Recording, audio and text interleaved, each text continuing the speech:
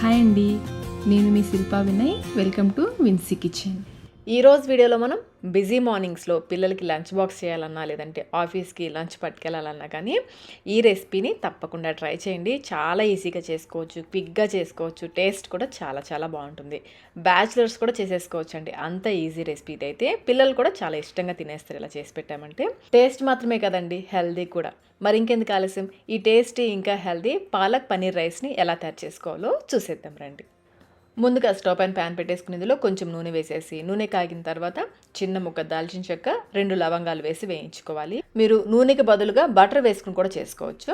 ఇవి వేగిన తర్వాత ఒక పెద్ద ఉల్లిపాయని స్లైసెస్గా కట్ చేసి వేసుకోవాలి. నేనైతే హాఫ్ స్లైసెస్గా కట్ చేసి వేసుకున్నాను. వేసేటప్పుడు విడివిడిగా చేసి వేసుకోండి.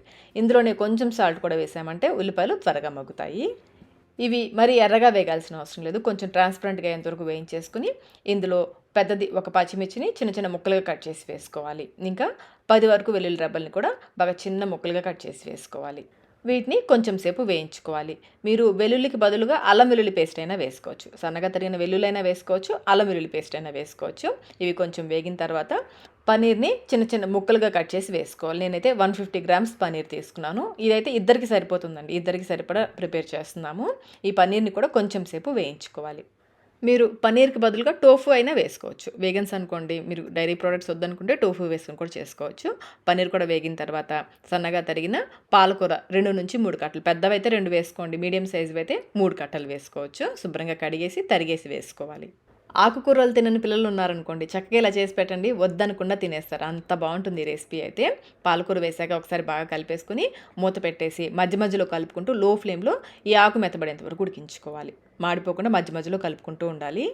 ఇందులో ఇంకా మనం వాటర్ ఏమీ పోయాల్సిన అవసరం లేదు, పాలకూరలో తడి ఉంటుంది కదా, దాంతోనే ఉడికిపోతుంది. పాలకూర చూడండి చక్కగా ఉడికిపోయింది కదా. ఇప్పుడు ఇందులో ఉడికించుకున్నాను, నేను 1 కప్ రైస్తో వండిన అన్నం వేస్తున్నాను. ఇంకా హెల్తీగా తినాలనుకుంటే బ్రౌన్ రైస్ వేసుకోవచ్చు. ఇంకా ఉడికించుకున్న క్వినోవా అంటారా, కిన్వా అంటారో, అదైనా వేసుకోవచ్చు. పైనుంచి కొంచెం చిల్లీ ఫ్లేక్స్, 1 టీ స్పూన్ వరకు మిరియాల పొడి అయితే మీరు కారానికి తగ్గట్టుగా వేసుకోండి, ఇది కొంచెం స్పైసీగా ఉంటేనే బాగుంటుంది. అలాగే రుచికి సరిపడినంత సాల్ట్, ఇంకా సన్నగా తరిగిన కొత్తిమీర కూడా వేసుకోవాలి.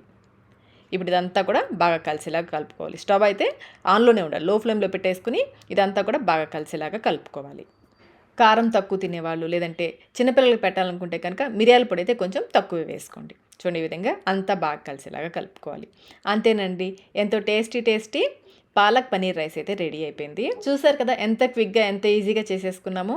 పొద్దున్నే హడావిడి లేకుండా లంచ్ బాక్స్ చేసుకోవాలనుకుంటే ఈ రెసిపీని అయితే తప్పకుండా ట్రై చేయండి. లేదంటే లంచ్ టైంలో టైం లేదనుకోండి, ఫాస్ట్ ఏదైనా లంచ్ ప్రిపేర్ చేసుకోవాలనుకుంటే కూడా ఈ రెసిపీ చాలా ఈజీగా ఉంటుంది.